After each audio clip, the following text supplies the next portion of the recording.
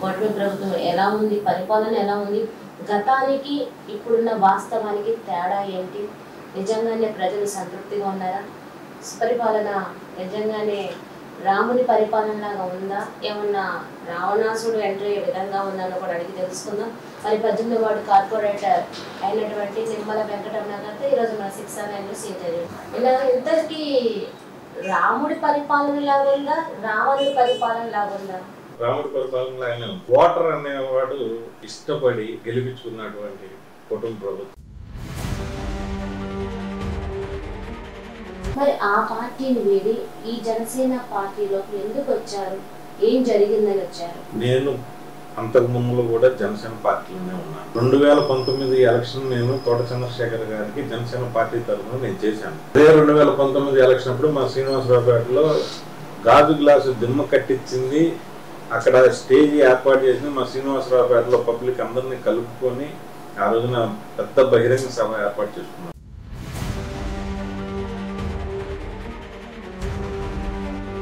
మరి జనసేన పార్టీకి అంత కట్టుబడి ఉన్న మీరు మరి రాజకీయ స్వలాభం కోసం వైసీపీలో ఆ రోజున మాకు కన్నా లక్ష్మీనారాయణ గారు ఆ రోజున భారతీయ జనతా పార్టీకి అధ్యక్షుడిగా ఉన్నారు ఆంధ్రప్రదేశ్. ఆ రోజున కన్నా లక్ష్మీనారాయణ గారి ఆఫీస్ నుంచి నాకు 1-4 సార్లు ఫోన్ రావడం జరిగింది.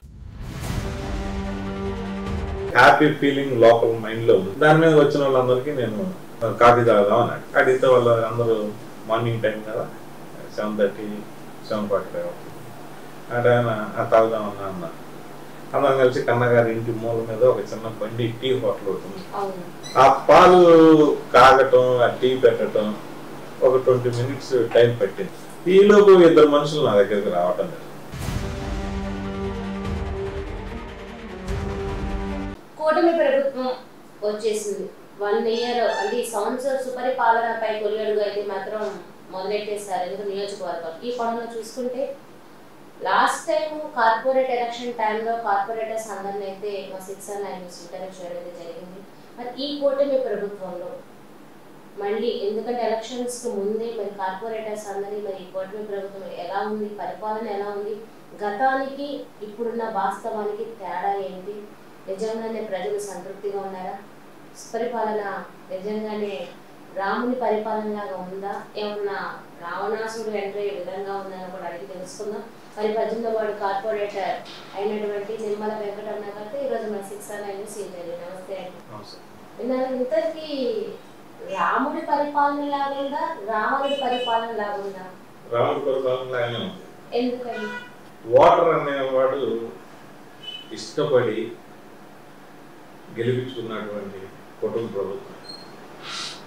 ఏ విధంగా అయితే ఎలక్షన్ ముందులా కుటుంబ నాయకులు అందరూ చంద్రబాబు నాయుడు గారు కానీ, లోకేష్ బాబు గారు కానీ, మా పవన్ కళ్యాణ్ గారు కానీ, అలానే బీజేపీ అధినేత మోదీ సాహెబ్ గారు కానీ చెప్పింది చెప్పినట్లుగా 1 by 1 అమలు చేస్తూ ఉన్నారు.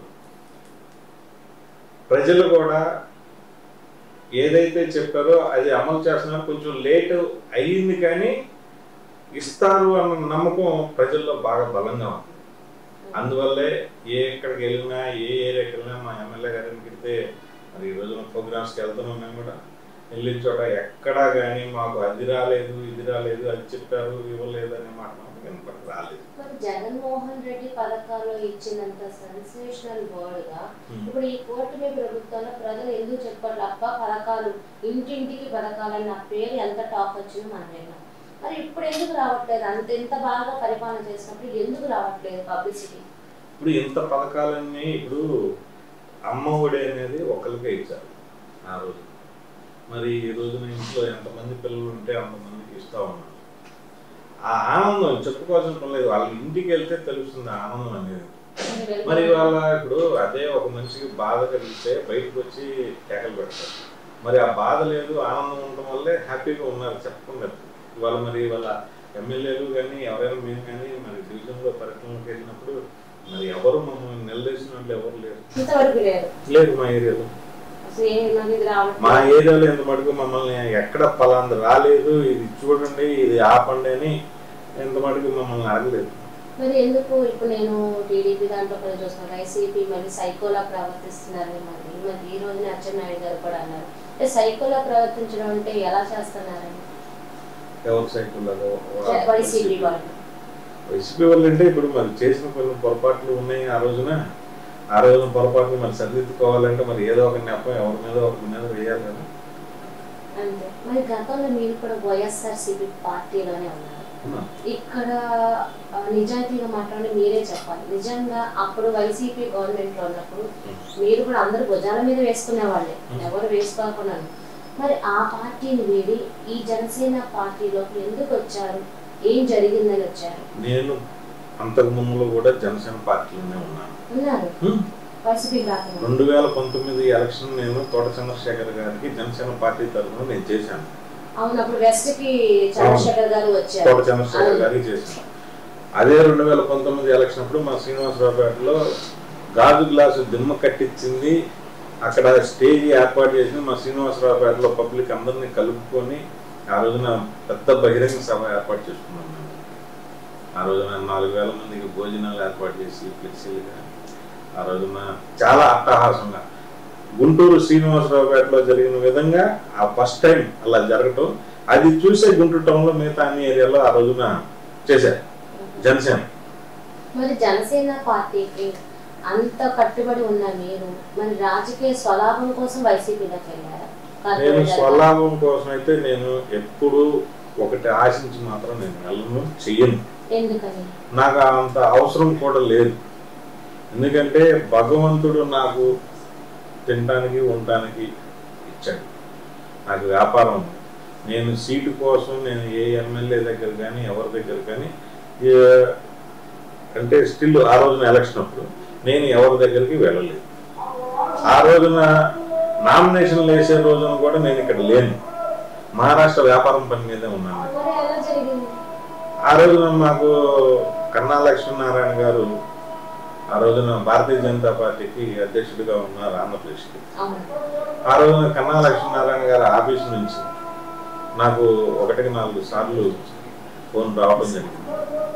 ఇట్లాగా కన్నా లక్ష్మణ్ గారు మిమ్మల్ని రమ్మంటున్నారు, మీరు రావాలండి అని అంటే దేనికని వాళ్ళు నాకు ఫోన్ చేసిన వాళ్ళు అడగడం జరిగింది. ఇట్లా కార్పొరేషన్ ఎలక్షన్ జరుగుతుంది, రేపు 18వ డివిజన్ నుంచి మీ పేరు రాశాము, మీరు రావాలని.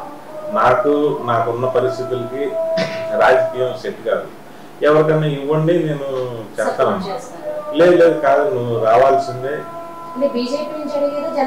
ఫస్ట్ జనసేన అడిగారు, నువ్వు రావాల్సిందే కాదు, మాకు అంటే వాళ్ళు ఏదో ఎంక్వైరీ చేసుకున్నారో లేదంటే నలుగురు విచారించారో తెలియదు, కానీ దానిలో మేము మంచి పేరు ఉంది, మీరు రావాలా, మీరు చెయ్యాలని చెప్పి ఆ రోజు అడగటం వల్ల సరే పెద్ద ఆయన ఆఫీస్ నుంచి అన్నిసార్లు ఫోన్ వచ్చింది, కాదనుకున్నా. నేను మహారాష్ట్ర నుంచి అప్పుడప్పుడు సడన్గా ఫ్లైట్ టికెట్ బుక్ చేసుకొని వచ్చాను, హైదరాబాద్ వచ్చిన తర్వాత మళ్ళా ఫోన్ వచ్చింది.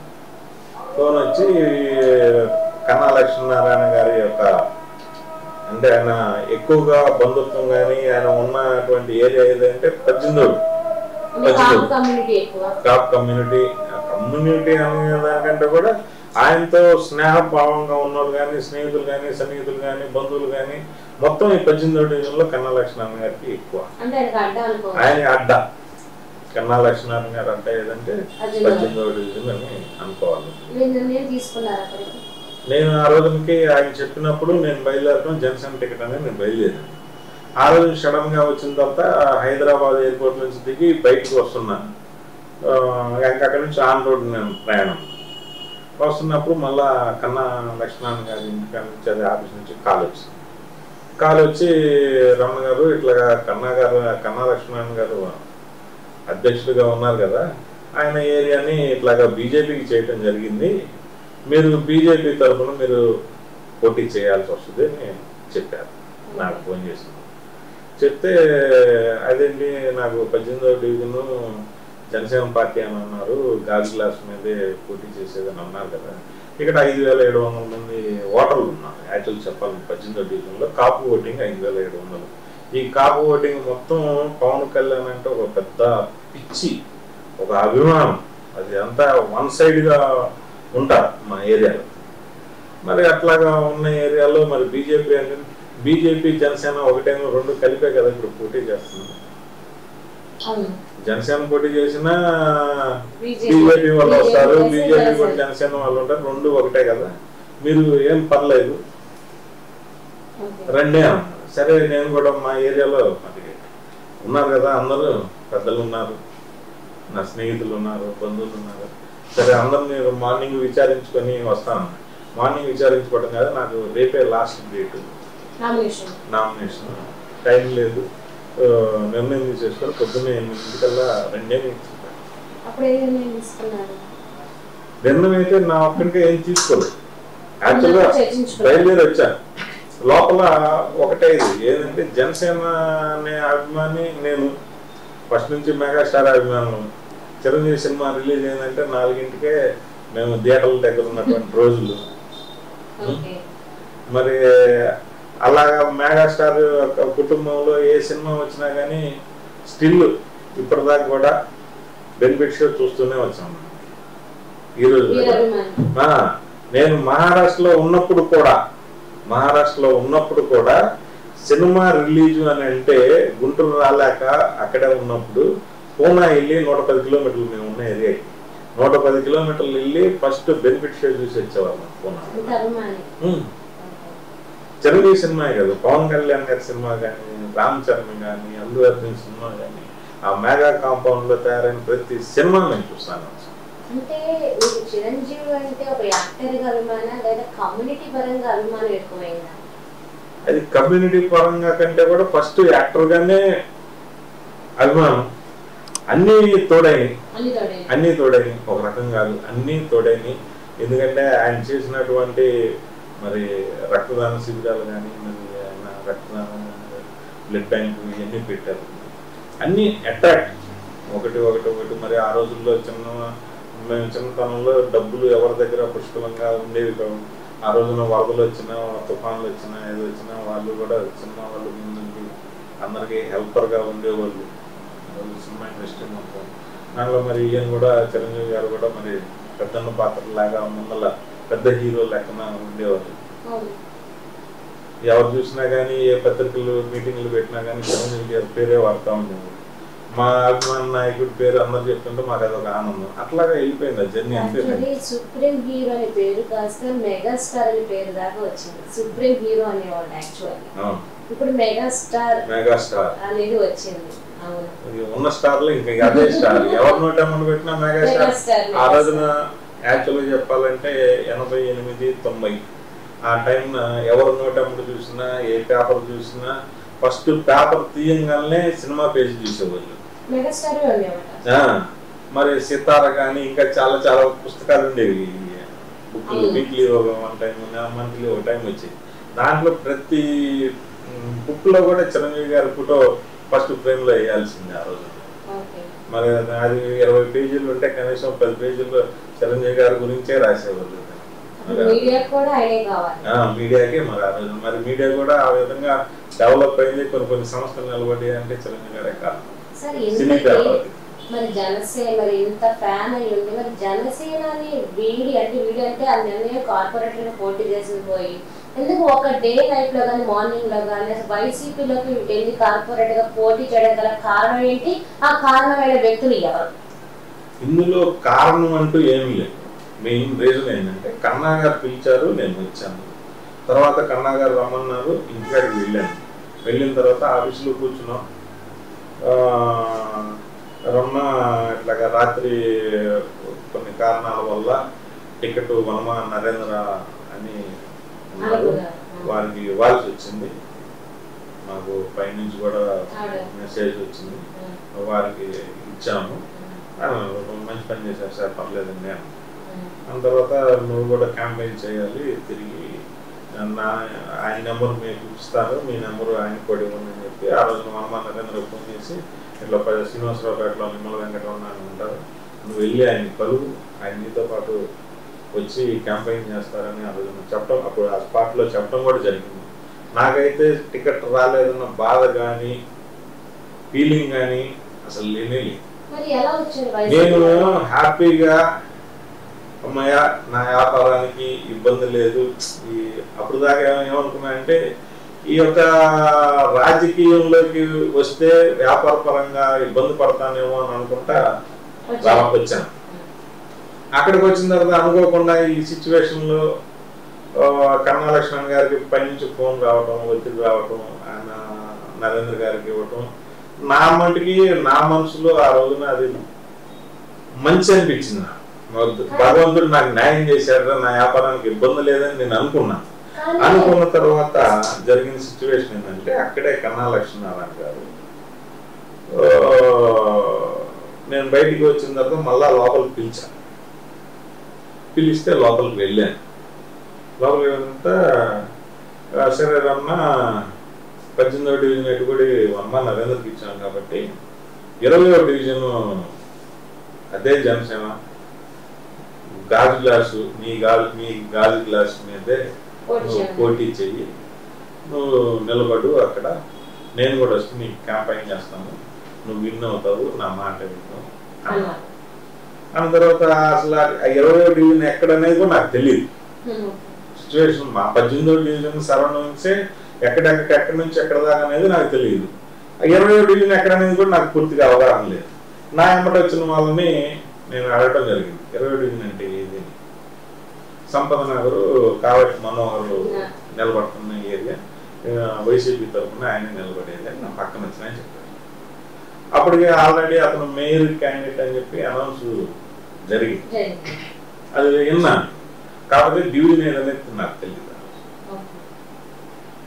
అప్పుడు కన్నా గారికి నేను చెప్పండి, ఆయన మేయర్ క్యాండిడేట్ కదండి, ఆయన మీద నేను ఎట్లా పోటీ చేస్తాను, పైగా సంపద నగర్ ఏరియా నలుగురు, నాకు ఆ ఏరియాలో నాకు ఎవరు తెలియదు, మాకు ఎవరు పరిచయాలు లేవు, బంధువులు లేరు, పైగా టైం కూడా లేదండి, నేనైతే అక్కడ కష్టం అంటే నేను చేయలేను. ఇక్కడ వచ్చేటప్పటికి నేను పుట్టి పెరిగిన ఏరియా, మా వాళ్ళు మా బంధువులు ఉన్నారు, అట్లానే నాకు స్నేహితులు ఉన్నారు, వ్యాపార పరంగా ఆరు వైశాఖ కానీ బ్రాహ్మణులు కానీ నాకు ఫ్రెండ్స్ అందరూ ఉన్నారు. ఇక్కడ సర్కిల్ ఉంది నాకు, ఇక్కడైతే పర్లేదని అనుకున్నాను. నేను చెప్పిన తర్వాత వచ్చాను. ఈ రోజున మరి ఇక్కడికి వచ్చిన తర్వాత 20వ డివిజన్ మీరు అంటున్నారు, అదైతే నా వల్ల కాదని నేను పోటీ చేయలేను అన్న తర్వాత ఓకే రమ్మ, మరి 18వ డివిజన్లో వన్మాన నరేంద్రతోటి చెయ్యి, నీకు నేను ఏదో ఒకటి చూస్తాను, తర్వాత మన గవర్నమెంట్ రంగాన్ని అని అన్నా. ఓకే అండి అని చెప్పాను. బయటకు వచ్చాను. బయటకు వచ్చిన తర్వాత కన్నా గారి ఆఫీస్ ఇంటికి దగ్గరికి నాతో పాటు కొంతమంది రావడం జరిగింది. 25-30 మంది దాకా మా పేట నుంచి ఆ రోజు అందరూ వచ్చారు. సరే లోపల మేము దాదాపు ఒక 45 minutes పెట్టింది కన్నా గారితో మాట్లాడతాం, డిస్కషన్ బయటకు వచ్చారు. వాళ్ళందరూ కొంతమంది బయట ఉన్నారు, కొంతమంది లోపలికి వచ్చారు. సరే అందరికీ కాస్త నా కోసం వచ్చారు కాబట్టి కొంచెం నేను ఆనందంగా ఉన్నా. అమ్మ నాకు టికెట్ రాలేదు, నేను నా వ్యాపారం నేను చేసుకోవచ్చు అన్న హ్యాపీ ఫీలింగ్ లోపల మైండ్లో ఉంది. దాని మీద వచ్చిన వాళ్ళందరికీ నేను కాఫీ తాగుదాం అని అడిగితే వాళ్ళు అందరూ మార్నింగ్ టైం కదా 7:30, 7:45 అంటే ఆయన తాగుదామన్నా అన్నా. అందరం కలిసి కన్నా గారి ఇంటి మూల మీద ఒక చిన్న బండి టీ హోటల్ ఉంటుంది. ఆ హోటల్ ఆ టీ కొట్లో టీ చాలా బాగుండదు. వెళ్ళిన తర్వాత నేను ఎప్పుడన్నా తాగుతూ ఉంటాను. అక్కడికి వెళ్ళిన తర్వాత టీ పెట్టారంటే ఇన్నాను. ఇవి మా వాళ్ళు అందరూ చాలా మంది ఉన్నారు, ఒక 20-30 మంది పెట్టాను. అతను అన్న ఎస్పీ టీ పెట్టమని చెప్పాను. ఆ పాలు కాగటం, ఆ టీ పెట్టడం ఒక 20 minutes టైం పట్టింది. ఈలోపు 2 మనుషులు నా దగ్గరికి రావటం లేదు. వచ్చి మిమ్మల్ని అన్నయ్య రమ్మంటున్నారు. వాళ్ళని నేను అదే అడిగాను, ఏ అన్నయ్య రమ్మంటున్నారు. వాళ్ళే వచ్చిన వాళ్ళు నాకు తెలియదు. 2 బళ్ళు స్కూటీలు వేసుకొని వచ్చారు. అన్నయ్య ఒకసారి రమ్మంటున్నారు మిమ్మల్ని. నేను ఎప్పుడైతే కన్నా గారి ఇంట్లో నేను చెప్పి మనోహర్ గారి మీద నేను చేయనండి అని మీరు క్యాండిడేట్ అని అన్నాను, అక్కడ కూడా వాళ్ళకి సంబంధించిన మరి బంధువులు కానీ స్నేహితులు కానీ ఫ్రెండ్స్ ఎవరో ఒకరు ఉంటారు, లేదంటే నా ఇంటికి వచ్చిన వాళ్ళు ఉండొచ్చు. బయటికి రాగానే ఇంటిమేషన్ చేసి చెప్పుండొచ్చు. ఇట్లా వాళ్ళకి 18వ డివిజన్లో క్యాండిడేట్ కావాలి. వాళ్ళకి అన్నయ్య రమ్మంటున్నారంటే నేను యాక్చువల్గా నాకు స్ట్రైక్ అవ్వలేదు. ఎందుకంటే నేనేమో పొలిటీషియన్ కాదు కదా. అర్థం కాలేదు అన్నయ్య, మీకు తెలుసు కన్నా గారే అన్నయ్య ఏంటి ఎవరన్నది ఒక డౌట్ వచ్చింది. ఇట్లాగా అన్న రమ్మంటున్నారు అని అంటే ఏంటి పని అన్న అంటే ముందు కావాలని రమ్మన్నా అని చెప్పాడు. అదంటే ఏంటి పని అన్న. యాక్చువల్గా అయితే నాకు ఆలోచన అనేది రాలేదు, అదే ఒక పొలిటికల్ లీడర్కి అయితే వచ్చేది. ఎందుకంటే ఓ నాయకుడి దగ్గరికి వెళ్ళాం, ఆ నాయకుడు టికెట్ అక్కడ లేదు, బయట రంగాల్లో ఇంకొక పార్టీకి సంబంధించిన వ్యక్తి పిలుస్తున్నారంటే అది టికెట్ల కోసం అనేది రాజకీయ నాయకుడికి అయితే స్ట్రైక్ అవుతుంది అన్నమాట. నాకు అంత ఆలోచన లేదు. మామూలుగా జనరల్గా అంతకుముందు మనవాళ్ళు కానీ నేను కానీ ఎక్కడన్నా ఫంక్షన్లో కానీ ఎక్కడ కలిస్తే హాయ్ అంటే హాయ్ బాయ్ పెళ్ళిళ్ళకి పబ్బాలకి పిలుస్తా ఉండేవాళ్ళు, వెళ్తా ఉండేవాళ్ళు. మా ఫంక్షన్కి వాళ్ళు వచ్చినా వాళ్ళ ఫంక్షన్ నేను వెళ్ళినా హాయ్ అంత మనకి. తర్వాత పిలుస్తుంటే సరే నేను వస్తున్నానులే, ఒక 10 నిమిషాలకి అందరం టీ తాగుతున్నాం, టీ తాగి వెళ్ళేటప్పుడు వస్తాను అని చెప్పి పంపించాను. ఈ తర్వాత టీ వచ్చింది, మేము టీ తాగుతా ఇక లోపల జరిగిన డిస్కషన్ బయట ఉన్న వాళ్ళకి తెలియపరుస్తున్నాను ఎట్లాగా అని. నేను మహారాష్ట్ర వెళ్ళిపోతాను రేపు, ఇంకా మళ్ళా ఎలక్షన్ అప్పుడు వస్తాను అని చెప్పి ఇంటికాడికి ఫోన్ చేసి కారు వచ్చేసి నేను పైన కారు వచ్చేటప్పటికి ఈలోపు ఈ వెళ్ళిన వ్యక్తులు ఇంకొక ఇద్దరిని ఎక్కించుకోను. ఒక బండి అంతకుముందు బండికి ఒకళ్ళే వచ్చారు, వచ్చేటప్పుడు ఇద్దరు వచ్చారు వచ్చి అన్నయ్య దగ్గరుండి తీసుకురమ్మంటున్నారు అన్న మమ్మల్ని ఒక్కసారి అంటే ఏం లేదు, ఊరికి అట్లా వచ్చి ఒక చిన్న విషయం మాట్లాడి వెళ్ళిపోవాలి. మీరు ఇక్కడ ఏం మాట్లాడుతున్నా వెంటనే ఇంటిమేషన్ ఫోన్ వెళ్ళిపోతుంది, మీరు ఎక్కడ మిస్ అవుతారని వచ్చేసారు మళ్ళీ. సరే నేను అక్కడికి వెళ్దామని చెప్పి మా కార్లో నేను కేబుల్ టీవీ కిషోర్ అని చెప్పి మా బాల్య స్నేహితుడు ఇప్పుడు చుట్టం కూడా నాకు బావగారు అవుతారు కొప్పురాజు మా కిషోర్, మేము తర్వాత శ్రీనివాస్ అని చెప్పి నరం శ్రీనివాస్ అంటారు, తెలంగాణ శ్రీనివాస్ పేరు అయితే కొంతమంది మిత్రులు అందరం కలిసి నా కార్లో ఎందుకు రమ్మన్నాడా అనుకుంటూ వెళ్ళాను. కానీ టికెట్ ఇస్తారు దానికోసం పిలిచారన్న ఆలోచన మా కార్లో ఎక్కిన వాళ్ళకి ఎవరికి రాలేదు. నిజం చెప్పాలంటే కరెక్ట్గా ఐటీసీ ఎదురుగా వాళ్ళ ఆఫీస్ ఉంది మనోహర్ గారు, అక్కడికి వెళ్ళేటప్పటికి అక్కడ అప్పిరెడ్డి గారి కార్లు బయట ఉన్నాయి, ఏఆర్ అని కనపడుతున్నాయి. అప్పుడు ఆ కార్ దగ్గరకి ఆ కార్ చూసిన తర్వాత ఇది వైసీపీ ఆఫీస్ కదా, ఇల్లు మనం ఇక్కడ పిలిచారు అని ఆలోచన. అక్కడికి వెళ్ళిన తర్వాత ఆ స్పాట్ లో అప్పిరెడ్డి గారి కార్లు చూసిన తర్వాత స్ట్రైక్ అయిన తర్వాత నేను ఫ్రంట్ గ్లాస్ డౌన్ చేసింది, నేను ఇట్లా పైకి చూడగానే లాల్పురం రాము గారు బ్యాంక్ చైర్మన్, ఆయన పై నుండి కరెక్ట్ గా నన్ను చూశాడు. చూసి రమణ రా నీకోసం వెయిట్ చేస్తున్నా రా, లేకుంటే నేను అట్లానే బండి వెళ్ళిపోయేవాళ్ళు యాక్చువల్గా. ఎందుకంటే అక్కడ ఉన్న వాళ్ళందరూ వాళ్ళ అంచర్లు వాళ్ళు కుర్రోళ్ళే ఉన్నారు. నాయకుడు రాము గారు రమణ నీకోసం వెయిట్ చేస్తాను రా అనగానే ఇంకా చూశాడు కదా, ఇంకా తప్పక కారుకి నేను లోపలికి వెళ్ళేటప్పటికి అక్కడ మొదలు వేణుగోపాల్ రెడ్డి గారు ఉన్నారు, అప్పిరెడ్డి గారు ఉన్నారు, రాము గారు ఉన్నారు, మనోహర్ నాయుడు ఉన్నారు, అట్లానే కృష్ణారెడ్డి గారు ఆయన ఉన్నారు, ఇంకా కొంతమంది నాయకులు పేర్లు అయితే నాకు గుర్తులేదు కానీ ఉన్నారు. ఆ ఉన్న దాని మీద నేను తర్వాత కూర్చోమన్నారు, కూర్చున్నాను. కూర్చున్న తర్వాత మంచి వాటర్ తాగుతావా అన్నారు, వద్దండి ఇప్పుడే టీ దాకా వస్తాను, టిఫిన్ చేయాలి ఏమవుతుంది నేను రమ్మంటే రమ్మని చెప్పి వచ్చాను. ఏం లేదు అక్కడ జరిగిన విషయం మాకు మొత్తం తెలుసు, ఇదే మాట అసలు ఏం అడగల, అక్కడ జరిగిన విషయం మొత్తం మాకు తెలుసు, నువ్వేం చెప్పనవసరం అని ఒక కాగితం తీసి అదే 18వ డివిజన్ దీంట్లో మళ్ళీ ఖాళీ ఉంది తీసుకుంది, నువ్వు పోటీ చెయ్యి మీరు గ్యారంటీగా గెలుస్తారు. ఏమంటే 18వ డివిజన్లో వైసీపీకి ఓట్ బ్యాంక్ ఎక్కడ ఉందండి, మొత్తం జనసేన డివిజన్ అది, 5,700 మంది కాపు ఓటర్లు ఉన్నారు. 5,700 పక్కాగా పవన్ కళ్యాణ్ అంటే ఆరాధించే వాళ్ళు మొత్తం ఉన్నదంతా. అందుకని మీకే పిలిచి ఇచ్చారు, మీరు అదే కమ్యూనిటీ కాబట్టి అందరికి పరిచయాలు 18 వాడు అని నేను ఆ రోజున కరాఖండిగా చెప్పడం జరిగితే, ఆ రోజున అక్కడ ఉన్నటువంటి నాయకులు మనం అధికార పార్టీ ఇప్పుడు అధికారంలో ఉన్నాము, నువ్వు ఏదైనా ఉంటే యాక్చువల్గా నీ పనులు నువ్వు చేంజ్ చేసుకోవచ్చు, దానికి నీకు కావాల్సిన నీ ఏరియా నువ్వు పుట్టుకెళ్ళిన ఏరియా డెవలప్మెంట్లో కానీ అన్నిటికీ సహకరిస్తాము అని చెప్తా ఉన్నప్పుడు ఎమ్మెల్యే మద్దాలగిరి గారు రావడం.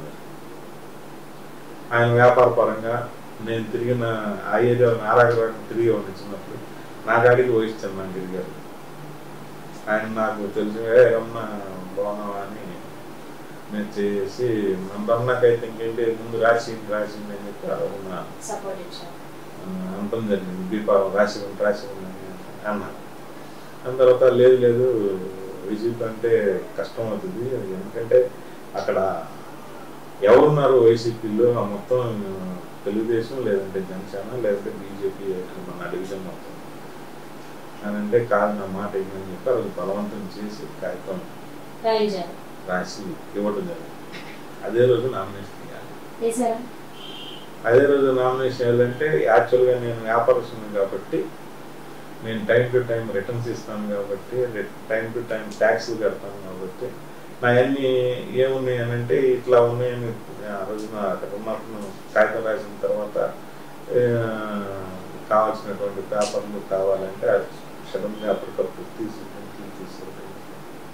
మరి అదే రోజు ఉదయం జరిగింది 9 గంటలకు, 11:30కి నామినేషన్ అయింది. ఇక అంతా వాళ్ళే ఉన్నారు ఇక్కడ. నేను అంటే అంతకుముందు సభ్యత్వంగా ఏమి అప్పుడు తీసుకోలే, కాకపోతే అభిమాని. ఇది అప్పుడే కాదు, ప్రజారాజ్యం నుంచి అభిమాని. 2007 నుంచి అప్పటి నుంచి కూడా తోట చంద్రశేఖర్ గారు అంటే నాకు ఒక ప్రత్యేకమైన అభిమానం.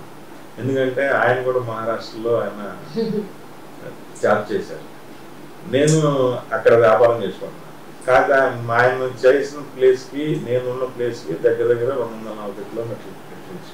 కాకపోతే మేము చేసే ఎక్స్పోర్ట్ బిజినెస్ ఆయన ఉన్న ఏరియా నుంచి జరుగుతుంది, భీమండి నుంచి వెళ్తాయి పోర్టుకి.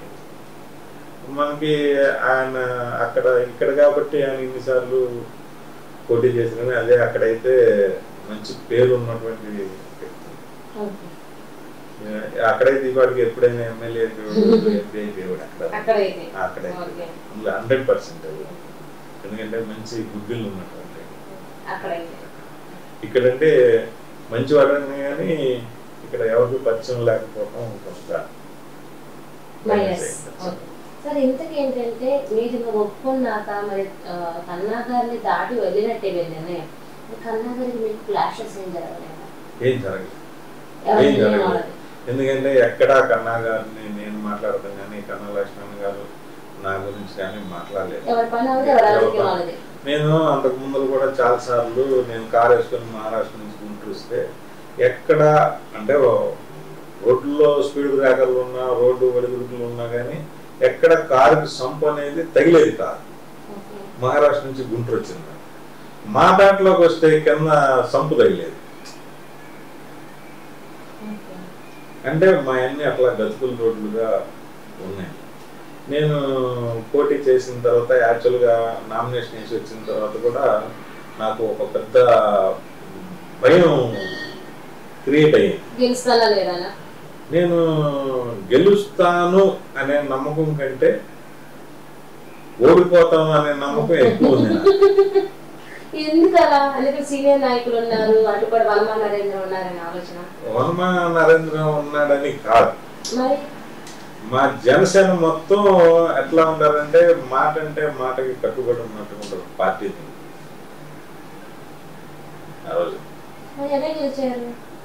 ఎందుకంటే నాకు మా వాళ్ళే సపోర్ట్ చేశారు. ఆ రోజున ఏంటంటే కొంతమంది జనసేన చేసినట్టయితే బాగుండేది, డివిజన్లో ఎంతమంది మంది బీజేపీకి చేశారు. అంతకుముందు బీజేపీ డివిజన్ అప్పుడు ఎక్కువ ఓట్ బ్యాంకు అటు సైడ్ ఉండేది. తర్వాత కట్ చేసి ఇటు శ్రీనివాసరావు పెడతాక పెంచారు. ఈ పెంచడం వల్ల ఎక్కువగా కాపు ఓటింగ్ అనేది ఆ డివిజన్లో. అంటే ఇక్కడ మీరు ఏ పార్టీలో ఉన్నది ముఖ్యం కాదు, ఇప్పుడున్న వెంకటరమణ గారు ఏ పార్టీలో ఉంటే అక్కడ గెలుస్తారనేది ముఖ్యం అన్నట్టుంది. అట్లా ఇంకా అది రెండు, ఎందుకంటే అన్నా గారు పిలిచారు, కావడి గారు పిలిచారు, వాళ్ళు మీరు గెలుస్తారనే నమ్మకం మీరైతే ఇక్కడ గెలుస్తారని నమ్మకంతోనే కదా ఇద్దరు కావటి గారు పిలిచారు అని అంటే నేను గెలుస్తానని నమ్మకం. పోటీ చేసే క్యాండిడేట్కే నాకు డౌట్ ఉంది, గెలవరని నాకు డౌట్, లాస్ట్ దాకా డౌట్. ప్రతి ఒక్కళ్ళు మా ఏరియాలో ప్రతి ఒక్కళ్ళు అనవసరంగా పోటీ చేస్తున్నావు, నువ్వు ఓడిపోతావు ప్రతి ఒక్కళ్ళు అన్నోళ్ళే, నా స్నేహితులు నాతో పాటు తిరిగిన అటువంటి వాళ్ళు అన్నారు. 657 ఓట్లు మెజార్టీ. అసలు 100 వస్తే ఎక్కువ అని అనుకున్నాం. మా ఎమ్మెల్యే గారు కానీ మాజీ మేయర్ గారు కానీ అట్లానే అప్పిరెడ్డి గారు కానీ అందరూ 100 ఓట్లతో బయటపడ్డారు చాలు అని అనుకున్నారు అందరూ. అందరికీ డౌట్, ఎందుకంటే 18వ డివిజన్ అంటే రెడ్ మార్క్ వాళ్ళు ఆల్రెడీ చుట్టేస్తున్నారు, జనసేనకి ఇచ్చేయాలి. యాక్చువల్గా జనసేన టికెట్ అయితే నాకు తెలిసి పోటీకి కూడా ఎవరు ఉండేవాళ్ళు కదా, టికెట్ అయితే ఉండేవాళ్ళు కదా, జనసేన లేకపోతే మీకు ప్లస్ అయింది. అంటే మీకు కమ్యూనిటీ యాడ్ అయింది ఇక్కడ, మళ్ళీ ఇక్కడ మీ వ్యాపారం ఇదే, తెలిసిన వాళ్ళు ఇదే కాబట్టి మీరు విన్ అయ్యారు. దీంట్లో చాలా మంది కూడా ఈ వైసీపీ టికెట్ తీసుకున్న తర్వాత గెలిచినా ఇక్కడ మహారాష్ట్ర వెళ్ళిపోతాడు, ఇక్కడ ఉండడు అనేది కూడా తీసుకొచ్చారు ఆ రోజున. చాలా మంది తీసుకొచ్చినా కానీ నా వంతు సరే పార్టీ దీపారం ఇచ్చింది, వీళ్ళందరూ నమ్మకం పెట్టుకున్నారు, నా ప్రయత్నం అంటూ నేను చేయాలి కాబట్టి చేశాను. నేను ప్రజలకి పార్టీల గురించి నేనేం చెప్పలేదు, కమ్యూనిటీ గురించి కూడా చెప్పలేదు. నేను ఒకే ఒక మాట చెప్పాను, నా ఇల్లు నేను ఎంత అందంగా కట్టుకున్నాను, నా డివిజన్ని అదే అందంగా తీర్చిదిద్దుతాను, నన్ను నమ్మండి. ఇప్పుడు దాకా మనం డెవలప్మెంట్ లేని ఏరియాలో ఉన్నాము, మీరు పాత వీడియోస్ ఏమైనా ఉన్నా కానీ మీరు వినొచ్చు తీసి, ఎందుకంటే నేను ఆ రోజు చెప్పిన మాట అది, నా ఇల్లు ఎంత అందంగా కట్టుకున్నాను, నా డివిజన్ అదే అందంగా తీర్చిదిద్దుతాను అనే మాట నేను చెప్పాను. చేశాను. నా ఏరియాలో ఎక్కడ మురుగునీరు ఆకుండా ఉండేందుకు డ్రైన్స్ కట్టించాను, రోడ్లు వేయించాను, కరెంట్ స్తంభాలు చేయించాను. నేను ఏ పార్టీ తరఫున అయితే గెలిచానో అదే పార్టీ అధికారంలో ఉంది కాబట్టి అదే నాయకుల్ని అడ్డం పెట్టుకొని ఎవరి ద్వారా సరే నేను చేయించుకున్నాను. నాకు ఇన్ని కోట్ల నా డివిజన్ మొత్తం ఈ రోజుకి 95% పూర్తయింది. కానీ దీనికంటే ఎన్ని నిధులు కేటాయించారు, ఇంత చేశారనేది ఉంటుంది కదా, అది లేకుండా మీ సొంత నిధులతో చేయరు కదా. నా సొంత నిధులు మరి ఎంత ఇచ్చారు నిధులు? ఇప్పటికే దగ్గరగా 20 కోట్ల రూపాయలు పైనే జరిగింది. మరి ఆ విషయం వైసీపీ గవర్నమెంట్ ఇలా చేశారనే దాన్ని ఎవరు చెప్పలేదు. ఎక్కడైనా సరే మీరు చెప్తున్నారు చేయించుకున్నాము అంటే అది చేయించుకున్నా సరే అది ఆ గవర్నమెంట్ లోనే. అంటే ఆ గవర్నమెంట్ లో వచ్చేటప్పటికి దగ్గరగా 14 కోట్ల రూపాయల వరకు అంతకుముందు జరిగిపోయాం.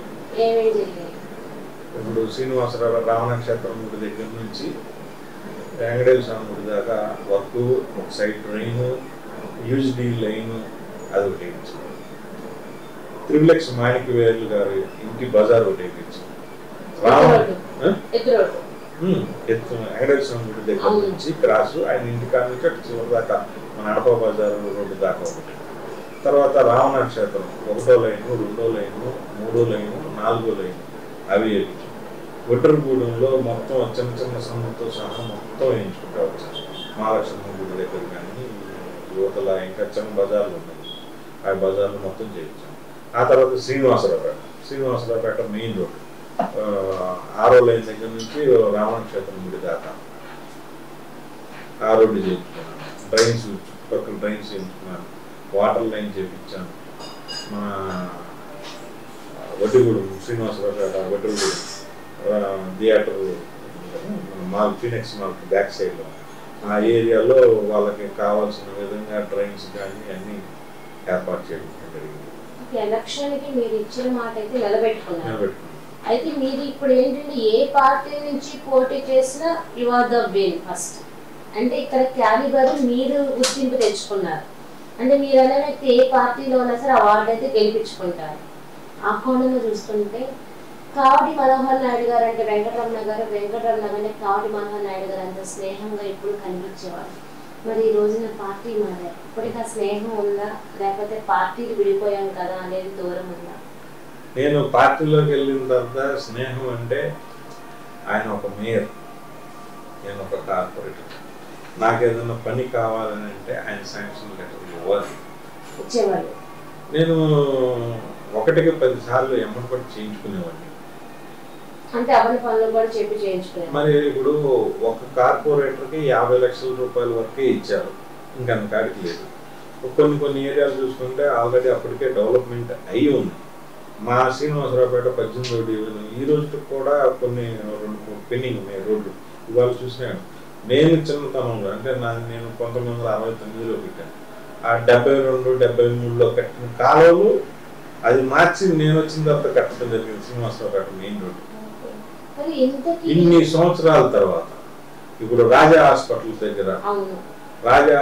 దగ్గర పెద్ద ట్రైన్ ఉండేది. రాజా హాస్పిటల్ అక్కడి నుంచి అడపా బజార్ దాకా దాన్ని 2018లోనే కాంట్రాక్టర్ వేరే అతను టెండర్ పాడుకోవడం జరిగింది. అది అట్లానే మరుగున పడింది. నేను ఆ రోడ్డు ఎక్స్టెన్షన్ చేయాలి, అక్కడ ట్రాఫిక్ ఆగుతుంది, కాలువ చిన్న చేయాలి అని తాపాదపడి అడిగితే ఫైల్ చూస్తేనేమో అది ఆల్రెడీ శాంక్షన్ అయినట్టుగా ఉంటుంది.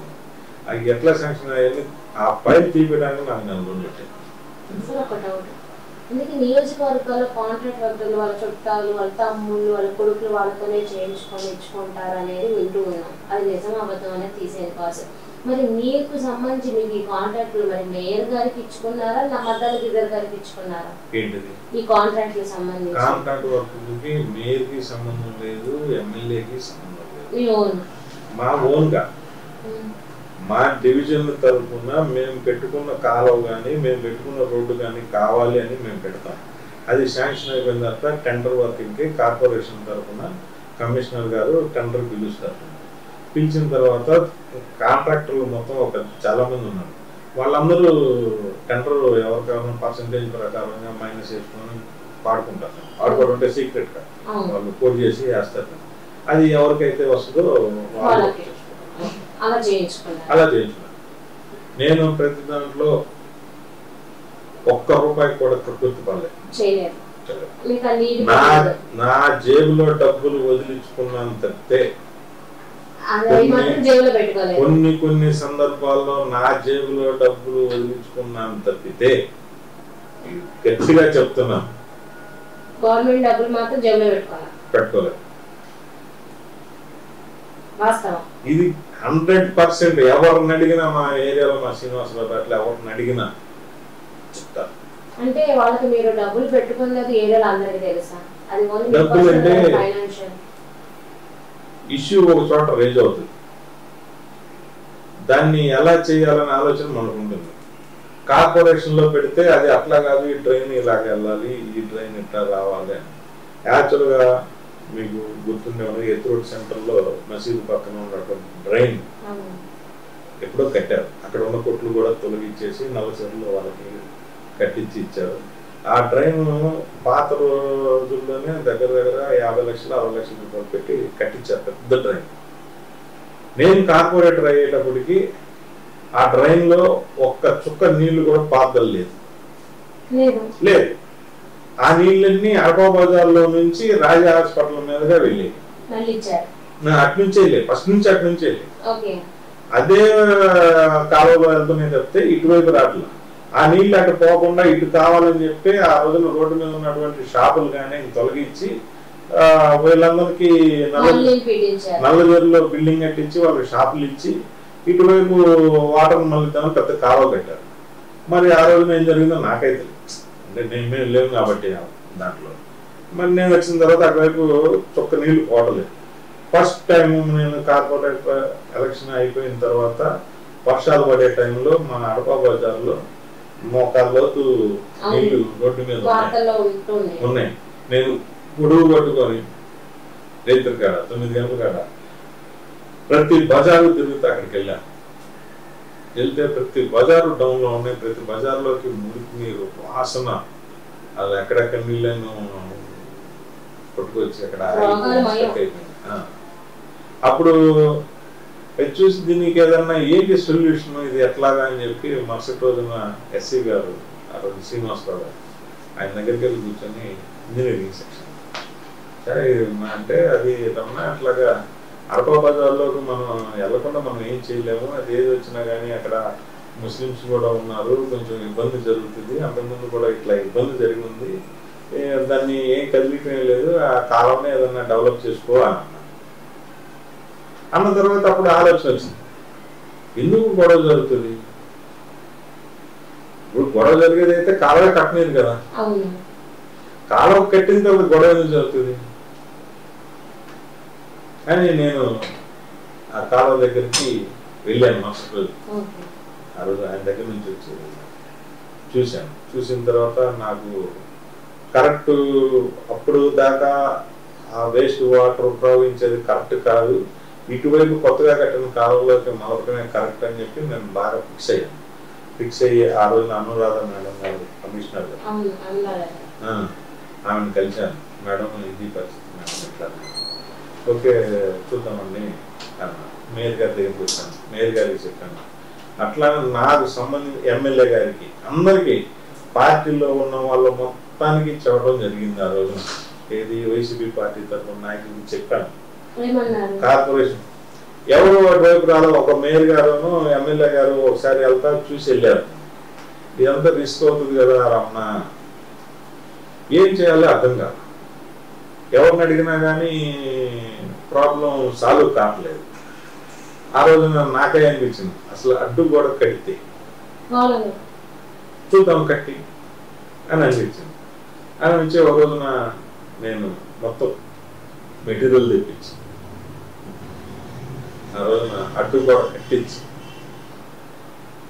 నీళ్ళు ఇటు మలుపుదామన్న ఆలోచన చేసి మొత్తం మెటీరియల్ అంతా తోలిచ్చి నేను పోయి అక్కడ కూర్చున్న తర్వాత మళ్ళీ ఆలోచన, ఈ కాలువ కింద ఏమన్నా జామ్ అయితే మళ్ళీ ఈ నీళ్ళు ఇటు తిరిగిన తర్వాత ఈ కాలువలో అర్థమడి ఉన్నాయి, రాళ్ళు ఉన్నాయి, పెద్ద పెద్ద బంటాలు ఉన్నాయి, అవన్నీ మళ్ళా నీళ్లు స్ట్రక్ అవుతాయి పైకి దాన్ని అసలు అన్న ఉద్దేశంతో మళ్ళా ఆ రోజున ఆపిచ్చి మళ్ళా మరుసటి రోజున అధికారుల దగ్గరికి వెళ్ళి నాకు జేసీబీ కావాలా, ఎంకరేజ్మెంట్ చేయాల్సిందే, అక్కడి నుంచి రాజా హాస్పిటల్ దాకా ఎంకరేజ్మెంట్ పైన బండ్లు వేసారు, స్లాబ్లు వేసారు, అవి పగలబట్టాల్సిందే అని చెప్పి నేను వెళ్ళి మాట్లాడితే ఆ రోజున నాకు టౌన్ ప్లానింగ్ అధికారిని ఇచ్చి జేసీబీ ఇచ్చి చేయించాను. మొదలు పెడితే ఎవ్వరూ ఏమీ అనలేదు, నాకు ఎవ్వరూ ఆపనలేదు, ఎందుకు ఇటువైపు తీసుకున్నావు అని అనలేదు. హ్యాపీగా మొత్తం అక్కడి నుంచి అందరూ నాకు మంచి పని చేస్తున్నాం అని చెప్పి అన్నారే తప్పితే ఎవరు ఇటు నుంచి ఎందుకు ఇటువైపు వాటర్ అటే వెళ్ళాలి అనే మాట ఎవరు ఏం మాట్లాడలేదు. మొత్తం ఆ రోడ్డు ఆ కాలం మొత్తం క్లీన్ చేయించి ఆ రోజున వెళ్ళి అక్కడ కూర్చొని అడ్డు కట్ట చేయించి ఆ రోజున అడ్డు కట్ట చేసిన దాని ఖర్చు 65,000 రూపాయలు ఫస్ట్. ఇది అక్కడ ఉన్న అరప బజార్లో ప్రతి ఒక్కరికి తెలుసు.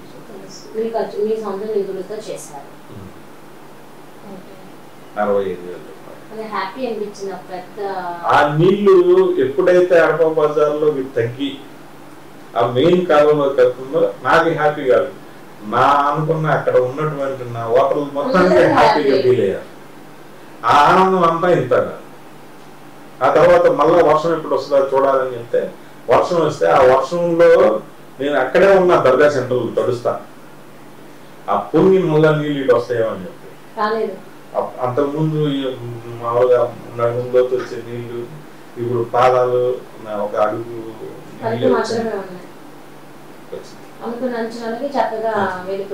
ఇంకా అక్కడి నుంచి మనం ఏదో ఒకటి చేయాలి, అందరికి ఉపయోగపడాలి, రోడ్లు వేయాలి, కాలువలు వేయాలా. ఎందుకంటే ఆ ఒక్క 65,000 రూపాయలు ఫస్ట్ స్టార్టింగ్ నేను ఖర్చు పెట్టినప్పుడు అందరూ నన్ను బాగా భలే పని చేశావు, మంచి పని చేశావు, ఇది ఎవరికి రాలేదు ఆలోచన నీకు వచ్చింది అన్నారు. దాని తర్వాత ఇంజనీర్ అంటే వాళ్ళు గొడవలు ఏమైనా జరుగుతాయేమో అన్న ఆలోచనలోకి వెళ్ళారు. ఏం జరగలేదు, తీసేసుకున్నాను. ఆ తర్వాత నేను చెప్పాను కదా 2018లోనే ఒక టెండర్ అయి ఉన్నారు. ఆయన కాంట్రాక్టర్ని పిలిచి మీరు ఇది చేయాలని అంటే ఏమంటే అప్పుడు పాత రేట్లు అది ఈ కొత్త రేట్లో నష్టం వస్తుంది అంటే మీరు ఈ డివిజన్లో ఉండేవాళ్ళే కదా మన ఏరియా మనం డెవలప్ చేసుకుందాం నీకు ఏదైనా నష్టం వచ్చిందనుకో రమణ గారికి ఎంత నష్టం వచ్చిందంటే ఇంకా మనకి చాలా వర్క్లు వస్తాయి నేను నీకు ఇప్పిస్తాను నేను చెప్పాను కాంట్రాక్ట్ నేను చెప్తున్నాను నేను నీకు మాట ఇస్తున్నాను నువ్వు చేసి చాలా ఉంది మన ఏరియా చేసుకోవాల్సింది ఒకరు కలిసికట్టుగా ఉండాలి నువ్వు చెయ్యి అని ఆ రోజు చెప్పడం జరిగింది అడప విజయ్ కాంట్రాక్ట్ చేశాయంటే నా మాట మీద నమ్మకంతో ఏరియా డెవలప్మెంట్లో అతను కూడా భాగం కావాలి మన ఏరియా అని చెప్పే ఉద్దేశంతో ఆ రోజు నిలబడ్డాడు చేశాడు అది కూడా సక్సెస్ అయింది రోడ్డు వెడల్పు వచ్చింది కాలువలో వాటర్ రాకుండా అయిపోతా ఉన్నాయి నీళ్ళు అడప బజార్ బాగా డౌన్గా ఉంది మిగతా రోడ్లన్నీ చిన్న చిన్నగా చేసుకుంటూ వచ్చాను మొన్న అడప బజార్ కూడా అంటే మీరు ప్రజలకు ఏమైతే ఎలక్షన్ హామీ ఇచ్చారో అవన్నీ క్లియర్ చేసుకున్నారు చేశాను అంటే ఇప్పుడు మీరు కార్పొరేటర్ మళ్ళీ పోటీ చేసినా మళ్ళీ గెలుస్తారు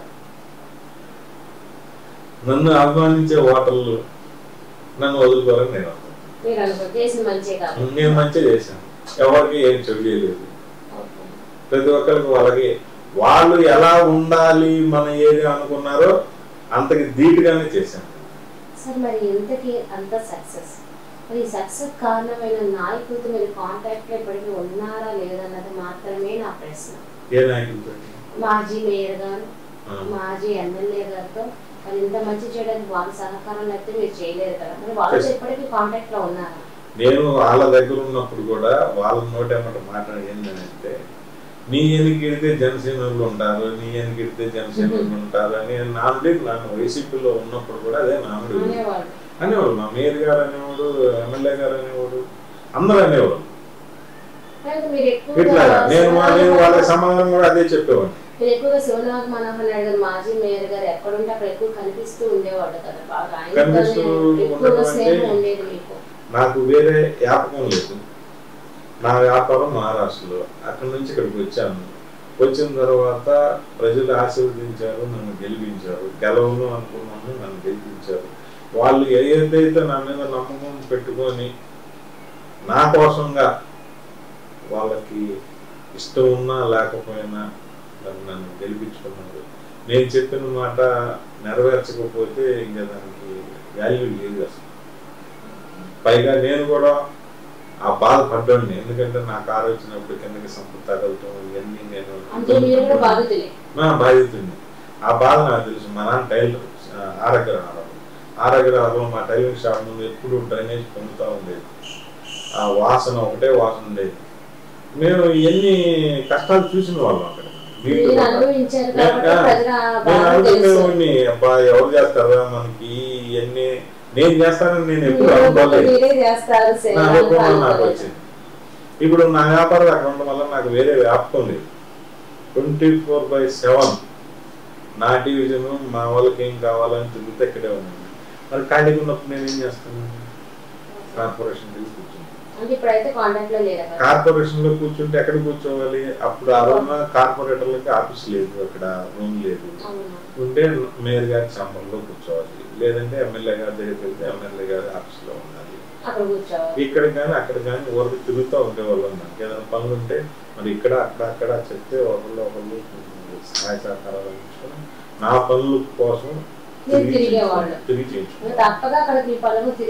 కనిపించేవాడిని సార్ ఇంతకీ మరి ఆ కోణంలో వేసుకుంటే మరి మీకు సమస్య ఎదురైందో లేదా ప్రాబ్లం ఏంటో నాకు తెలియదు మరి సడన్ గా జనసేనలోకి ఎందుకు వచ్చారు ఏదన్నా అప్పుడు ఆ గవర్నమెంట్ లో ఉన్నప్పుడు ఏదన్నా జరిగిన ఇష్యూ ఏదన్నా సడన్ గా ఎందుకు జనసేనలోకి వచ్చేసారు నాకు సడన్ గా రావడానికి కారణం ఎలక్షన్ ముందలే ఒక చిన్న అవమానం జరిగింది అదేది పార్టీ పరంగా కాదు వ్యక్తిగతంగా అక్కడ చిన్న మాట తొలటం జరిగింది ఎలక్షన్కు ముందల నేను కనుక అక్కడి నుంచి జనసేన పార్టీలోకి వచ్చి ఉంటే డబ్బులు తీసుకొని వెళ్ళాడు అనే మాట కానీ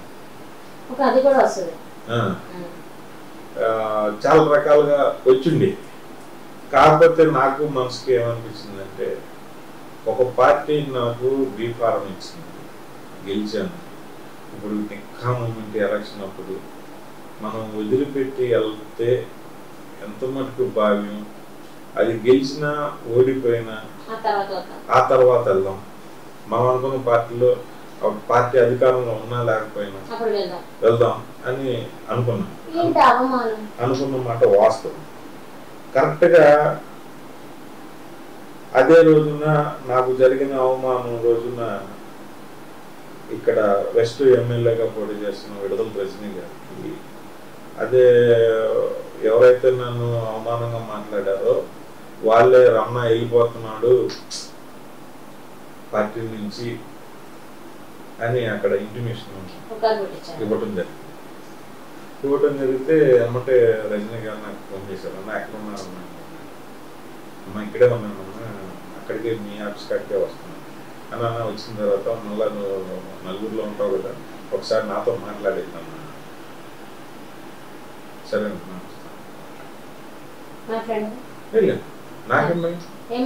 నాకేం భయం లేదు కదా, నేను ఎవరితో మాట్లాడుతున్నాను. ఎందుకంటే నేనేమి కాంట్రవర్సీ మనిషిని కాదు, ఒకరితో గొడవ పడే మనిషిని కాదు, డబ్బులు దోచుకోలేదు. నేను 100% ప్యూర్. ఆ రోజు నేను అక్కడికి వెళ్ళాను. వెళ్ళిన తర్వాత మేడం గారు అన్న నీ మీద ఇట్లాగా వచ్చిందన్న, అన్న ఓ పక్కన మనవరం ఏమో చిల్లూరుపేట పోతున్నాడు, అప్రిట్ అనేమో ఇట్లాగా ఆయనకి అన్ని ఏరియాలు హ్యాండ్ చేశారు. మరి ఇక్కడ వచ్చేటప్పటికేమో మీరు కొంతమంది కార్పొరేటర్లు వెళ్ళారు, అప్పటికే 2-3 వెళ్ళి మరి ఇప్పుడేమో నీ పేరు వస్తుందన్నా, మీ ఏరియాలో వచ్చేటప్పటికి మరి నువ్వు మనోహరన్నా ఇల్లే కదా మేము అక్కడ చుట్టుపక్కల, మరి నువ్వు కూడా వెళ్ళిపోతే ఎట్లాగన్నా ఆ ఏరియాలో అని ఆవిడ అనుకుంది. లేదమ్మా ఇదంతా ఒట్టిపోతారు, నేనైతే వెళ్ళను. అంటే ఎలక్షన్ టైంలో కార్పొరేటర్ని ఆపడానికి కూడా ఒక్కొక్కరికి అమౌంట్ ఇచ్చారు కార్పొరేటర్ అని అప్పుడు ఎమ్మెల్యే గారు అంటే పోటీ చేసిన ఎమ్మెల్యే గారి మీద కూడా ఉంది కదా, ఎమ్మెల్యే గారు రజనీ గారు ఒక్కొక్కరికి అంటే గాసిప్ మాత్రమే డిక్లేర్ కాదు, ప్రతి కార్పొరేటర్తో మీటింగ్ పెట్టి ఎవరైతే ఇంపార్టెంట్ వాళ్ళకి ఎంతో కొంత అమౌంట్ ముట్టడి చెప్పారు అనేది అదేం జరగదు, ఎన్ని గాసిప్స్ అవన్నీ ఒట్టి మాటలు, ఏం జరగలేదు. కాకపోతే మేడం గారు ఏమన్నారంటే అన్న మనం గెలుస్తున్నాము, ఆవిడ చెప్పిన మాట, మనం గెలుస్తున్నాము, మీరు ఎవరు అధైర్యపడవద్దు, మీరు పార్టీని వదిలిపెట్టి వెళ్ళొద్దు, నా మాట ఏమండి ఇక్కడ ఉండండి. ఇప్పుడు రేపొద్దున నేను ఇప్పుడు ఆల్రెడీ ఆవిడ ఆరోగ్య శాఖ మంత్రిగా లాస్ట్ దాకా కూడా చేసి ఉన్నాను. రేపొద్దున మళ్ళా నాకు మినిస్టర్ పదవి వస్తుంది, మీ అందరికీ మంచి అవకాశాలు కూడా ఉంటాయి అన్న, మీరు నమ్మండి అని ఆ రోజున కార్పొరేటర్లు అందరూ కలిపి చెప్పారు. మొత్తం చెప్పారు మీకు అంతా బాగుంటుంది, మన ఏరియాలో అన్ని డెవలప్మెంట్ చేసుకుందాం, గుంటూరుని నెంబర్ 1గా తీర్చిదిద్దుకుందాం అనే మాట చెప్పారు. మీకు కాంట్రాక్ట్ వర్క్లు ఏమైనా కావాలన్నా కానీ నేను అన్ని కమిషనర్ గారితో అరేంజ్ చేసి నేను మాట్లాడి గుంటూరుని మారుద్దాం అనే మాట ఆ రోజు చెప్పారు. చెప్తే ఎవరికి డబ్బులు ఇచ్చడం అవన్నీ పెట్టి ఎందుకంటే మేడం గారు అనగానే విడుదల రజనీ గారు అనగానే అమెరికాలో సాఫ్ట్వేర్ డబ్బు ఉందని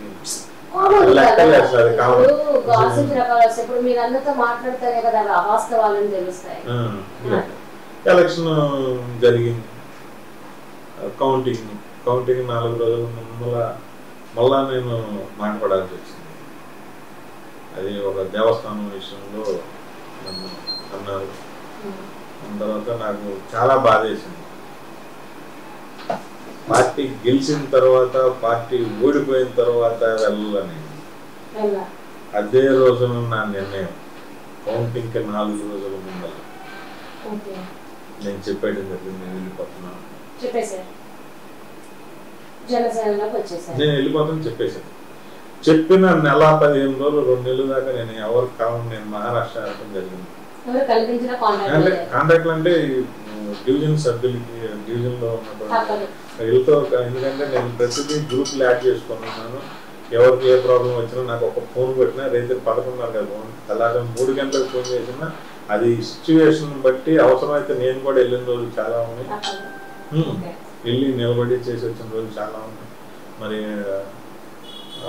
కరోనా టైంలో కానీ ఆ తర్వాత మా ఏరియాలో పద్దాకల ఫీజులు పోతూ ఉంటాయి, మన నైట్ ఒకసారి 3 గంటలు 4 గంటలకి టైం ఫోన్లు వస్తే రమ్మనంటే వెళ్ళటం అది నిలబడి మీ బాధ్యతలు అయితే విస్మరించలేదు మీరు. మరి ఎప్పుడు వెళ్ళారు పార్టీలోకి, ఏమని వెళ్ళారు? నేను పార్టీలోకి 9వ నెల సెప్టెంబర్ అక్టోబర్ 9వ నెల సెప్టెంబర్ వెళ్ళారు. మరి వెళ్ళిన తర్వాత జనసేన పార్టీలో మీకు ప్రాముఖ్యత లభిస్తుందా, ఇస్తున్నారా? అంటే జనసేన అంటే ఆల్రెడీ నన్ను చూడగానే ప్రతి ఒక్కళ్ళు నన్ను జనసేన అంటారు చెప్తే ఆ రోజున కూడా వైసీపీ నాయకులు కూడా అన్నారు నన్ను.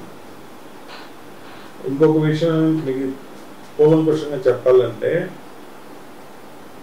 వైసీపీలో ఉండగా నేను ఒక్క మంత్రిని కలవలేదు, ఒక్క మంత్రిని కూడా కలవలేదు. ఒక్కసారి అప్పుడు సీఎం జగన్మోహన్ రెడ్డి గారు వాళ్ళ ఫ్యామిలీ తోటి వచ్చి మన కరోనా వ్యాక్సిన్ వేసుకోవడానికి మన అమరావతి రోడ్డుకి వస్తుంటే ఆ రోజున వెస్ట్ కార్పొరేటర్లందరినీ తీసుకెళ్తే దూరంగా బారికేడ్ల దగ్గర మేము అటు సైడ్ ఉన్నాము. ఆ రోజున వచ్చి అందరికీ ఆయన సీఎం గారు నమస్కారం పెట్టుకుంటా పేర్లు చెప్పమన్నారు. నా పేర్లు చెప్తే ఆయన వెంకటరమణ 18వ కార్పొరేటర్ నిమ్మల వెంకటరమణ అన్న రమణన్న హ్యాపీ అన్న జాగ్రత్త చేయండి అన్న ఒక మాట అనుకుంటా అందరికి అదే అనుకుంటా ఏం లేదు. ఆ సీఎం గారిని అంత దూరం నుంచి నమస్కారం పెట్టుకుంటా ఆ మాట ఆయన నోటేమంటే రమణన్న జాగ్రత్త చేసుకున్నా అని అందరికీ చెప్తా. నాకు అదే మాట చెప్పారు, ముందరికి వెళ్ళిపోయారు. ఇంకా తర్వాత ఆయనతో కలిసి ఫోటో తీయడం కానీ లేదు. సరే ఆయన అంటే సీఎం గారు సెక్యూరిటీ ఉంటుంది, మనం వెళ్ళలేకపోవచ్చు, అక్కడికి వెళ్ళాలన్నా ఇబ్బందులు ఉంటాయి, మనం వెళ్ళలేకపోవచ్చు. మినిస్టర్ల దగ్గర కూడా వెళ్ళలేదు, నన్ను ఎవరు తీసుకెళ్ళలేదు. నేను అడిగాను కూడా నన్ను ఎవరికి పరిచయం చేయలేదని, నన్ను ఎవరు చేయలేదు. నాకు అనిపించలేదు. నాకు అనిపించిందల్లా ఒకటే, పొద్దున్న లేచాము వ్యాపారం, పొద్దున్న లేచాము డివిజన్లో తిరుగుతున్నాం. ఉదయం పొద్దున్నే 6 గంటల కాడి నుంచి మొత్తం సరౌండింగ్ మొత్తం తిరుగుతున్నాం డివిజన్ మొత్తం. ప్రతిరోజు ఎలక్షన్ దాకా కూడా ఒక్క రోజు మిస్ అయినది లేకుండా ప్రతిరోజు తిరిగేవాడిని. ఈ బాధ్యత మీరు కరెక్ట్గా చేశారు. ఇందుకు జనసేనలో మరి రేపటి రోజున కార్పొరేటర్ గా మీరు పోటీ చేయబోతున్నారా? ఇప్పుడు కూటమి అనగానే ముగ్గురు ఒకరు మాత్రమే పోటీ చేయాలి. మరి 18వ వార్డులో మరి కూటమిలో బీజేపీ ఉంటారు, టీడీపీ ఉంటారు అండ్ మీరు కూడా. మరి మీకే ప్రాముఖ్యత ఇస్తారా లేదా ఇంకొకరికి ఇంపార్టెన్స్ ఇచ్చే ఛాన్సెస్ ఉన్నాయా? అంటే రాజకీయంగా తెలుస్తాయి కొన్ని మీకు. అంటే అది పార్టీ చూసుకుంటది. ఇప్పుడు పార్టీ సీట్లు పంపమనే బాధ్యత ఒక అధ్యక్షుడికో లేదంటే నగరాధ్యక్షుడికో ఎవరికో ఒకరికి చెప్తారు. ఇప్పుడు మేయర్ గారు అంటే తెలుగుదేశం పార్టీ. ఇప్పుడు టీడీపీ తరఫున ఎవరికి ఇవ్వాలి ఏంటి అనేది నాని గారు కానీ ఎమ్మెల్యే గారు కానీ వాళ్ళ నిర్ణయాలు వాళ్ళకు ఉంటాయి. ఇప్పుడు మా నిర్ణయం వచ్చేటప్పటికి మరి అధిష్టానం నిర్ణయిస్తుంది, క్యాండిడేట్ నిలబెడుతుంది. ఆ క్యాండిడేట్ ఎవరి పేర్లు చెప్తారో సపోర్ట్ చేస్తాం. నేను అనుకున్న విధంగా నా ఇల్లు ఎట్లా కట్టుకున్నానో నా డివిజన్ తీర్చిదిద్దాను. ఇంకా ఈ ఒక్క నా పదవి కాలం లోపు 100% కంప్లీట్ చేసే నా టైం అయిపోతుంది. ఇబ్బంది ఉంది లేదనేది ఏం లేదు. ప్రజలకి అవసరం ఉండాలి అని అనుకున్నప్పుడు నాకు అధిష్టానం మళ్ళా అక్కడ పోటీ చేయాలని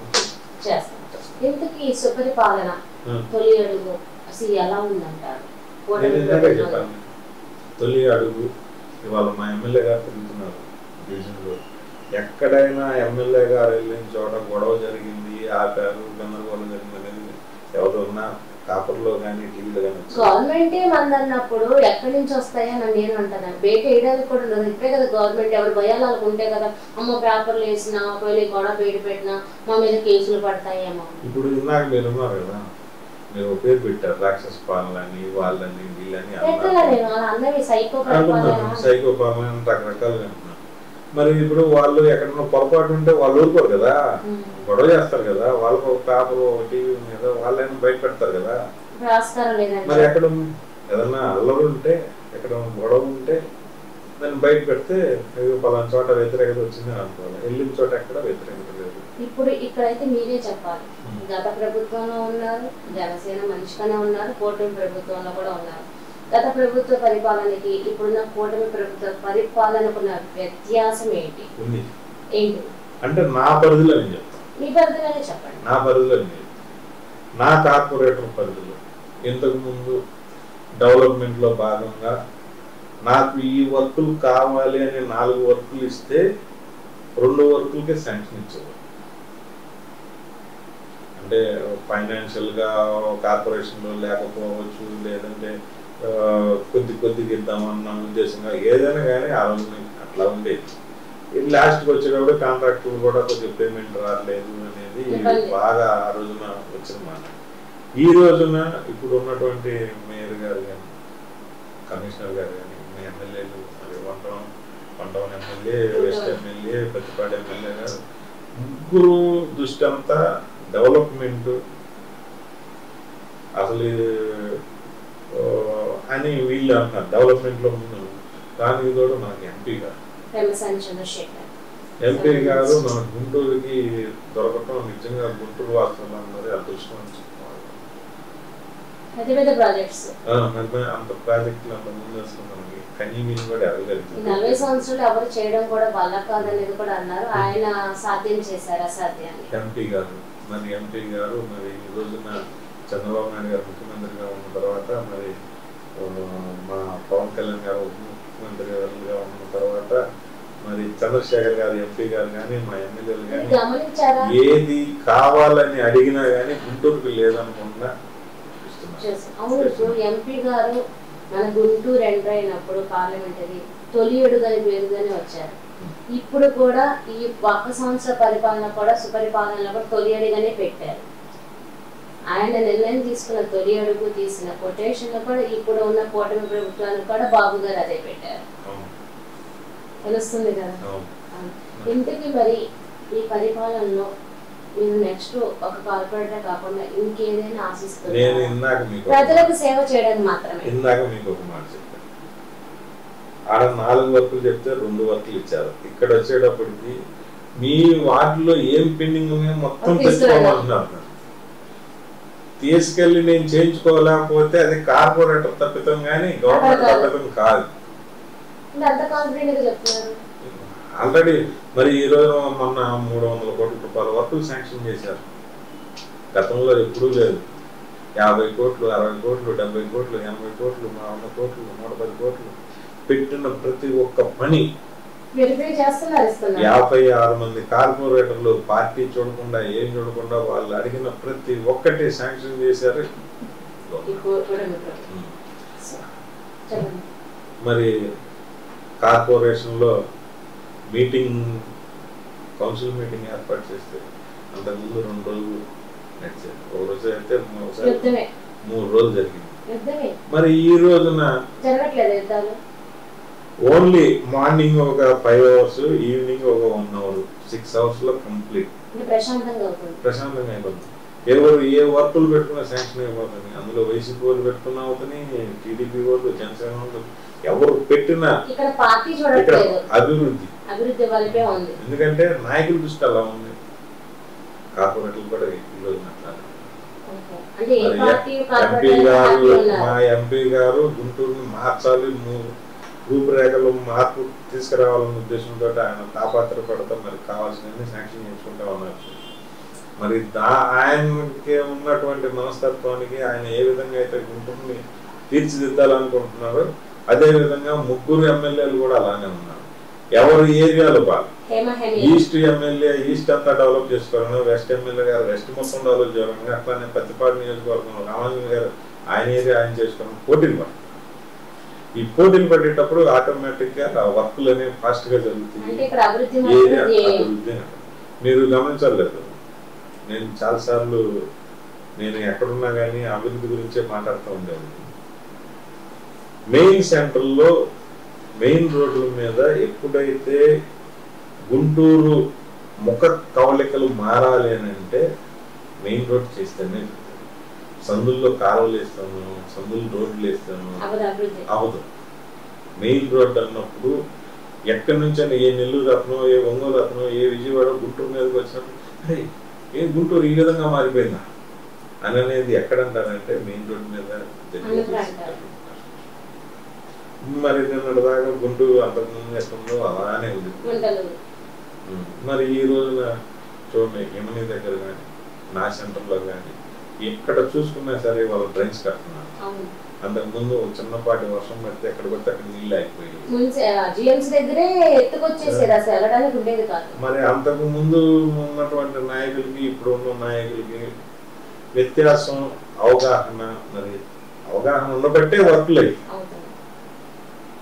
అంటే ఇక్కడ ఓన్లీ అభివృద్ధి మాత్రమే కూటమి ప్రభుత్వం, పార్టీకి సంబంధం లేదు, ఓన్లీ అభివృద్ధి మాత్రమే.